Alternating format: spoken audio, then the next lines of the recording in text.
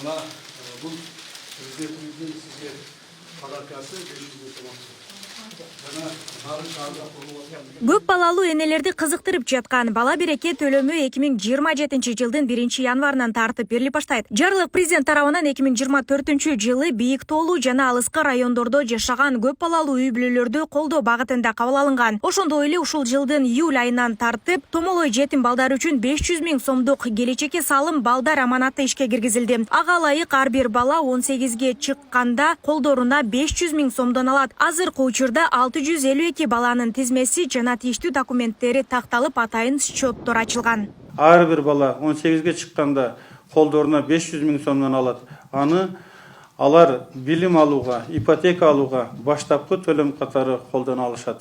Ошол эле учурда 2024 жылы бийик тоолуу жана алыскы райондордо жашаган көп балалуу үй бүлөлөрдү колдоого багытталган Кыргыз Республикасынын президентинин жарлыгы кол коюлду. Мисалы 4-чү балага 100 миң сом, 7-чи балага 1 миллион сом, 10-чу жана андан кийинки балдарына 2 миллион сомдон берилет. Быйыл Кыргызстанда 43.763 жаңы жумуш орну түзүлгөн. Социалдык келишим аркылуу 32.869 акы төлөнүүчү коомдук жумуштар 10.394кө жетсе, жеке ассистент боюнча 500 адам жумуш менен камсыздалган. Ошондой эле 11 айда 15 миңден ашык адам ишке орноштурулганы кабарланды. Акыркы 2 жылда республика боюнча жалпы жумушсуздуктун саны 14,7% төмөндөдү.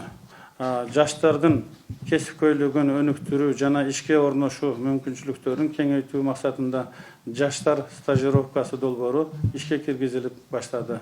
Анын алкагында стажировкага катышкан жаштарга ай сайын 8600 сом өлчөмүндө эмгек акы төлөп беребиз.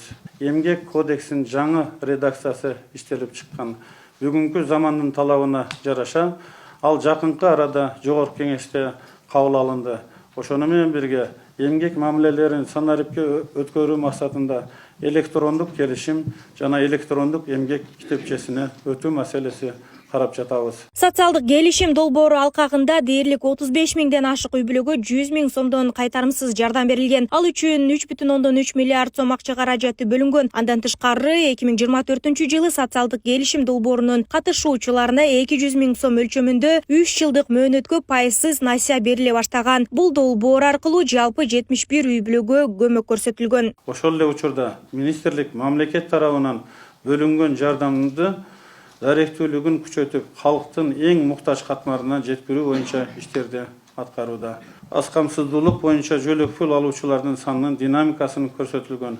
2021 жылга салыштырганда жөлөк пул алуучулардын саны дээрлик 127.800 адамга азайды. 2024 жылы мамлекет тарабынан бирөөнүн кароосуна жана көзөмөлүнө муктаж майыптыгы бар адамдар жеке ассистент кызматы менен камсыз кылынып, ай сайын берилүүчү жардамдын өлчөмү дээрлик 23%га же 6268 сомдон 7681 сомго жогорулатылган. Ошондой эле министрлик майыптыкты аныктоо ыкмаларын эл аралык стандарттарга ылайыктоо аракеттери көрүлүп жатканын да кабарлады.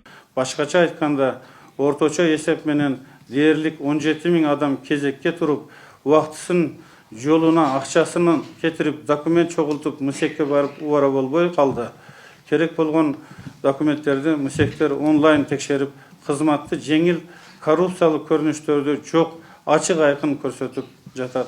Министрлик эмгек даражасын жогорулатуу алкагында эмгек мигранттар үчүн ылайыктуу эмгек шарттарын камсыз кылуу багытында ийгиликтүү келишимдерге жетишкен. Анда жарандарды өнүккөн чет өлкөлөргө иштеп келүүгө коопсуздугун камсыз кылуу багытында иш жүргүзүлгөн. Андан тышкары этникалык кыргыздардын маселесине өзгөчө көңүл бурулуп, алардын жашоо шартын жакшыртуу максатында ушул жылдын август айында 12 турак жай курулуп, 19 үй бүлөгө берилген. Нурзада Сыдыкова, Майрембек Абдибилал уулу, регион Бишкек.